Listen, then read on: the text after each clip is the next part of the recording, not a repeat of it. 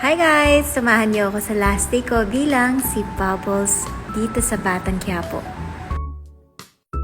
So pagdating pa lang sa set, kailangan na mag-makeup and mag-hair, and ayan yung napakagaling kong hairstylist, si Arian Bukat.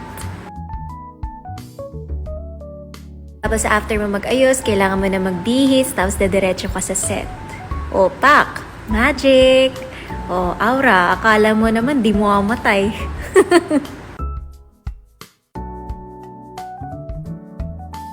Hi Lolo, maganda ng jacket mo pero pareho tayong mamamatay. Charot. Ayan na nga ang deaths. Nag-iiyakan na yung ating mga production. Si Makoy. Dami sinasabi pero papatayin din naman ako.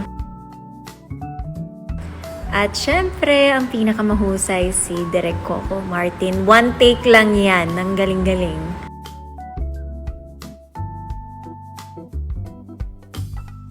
Kailangan na natin dumiretso sa kabaong. Ayan, totoong kabaong yan at nakakatakot siya. Ang sinasabi ko dyan, direct kailangan ba talaga? Parang nakakatakot. Yan, tunay talaga yung mukha ko dyan. Pero syempre, bawal pagpawisan at pumangit. Kaya electric fan at ayusin ang hair. At least, kapag nilibing ka, bubbles, maganda ka pa rin. Ayan, tinuturo nila saan ilalagay yung kamay. Hindi ko kasi ako marunong eh. Hindi pa ako namamatay. Pasensya ka na.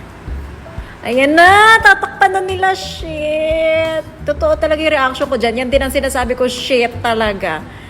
Guys, nakakatakot. Tingnan mo yung mukha ko. Tunay yan. Walang etchos.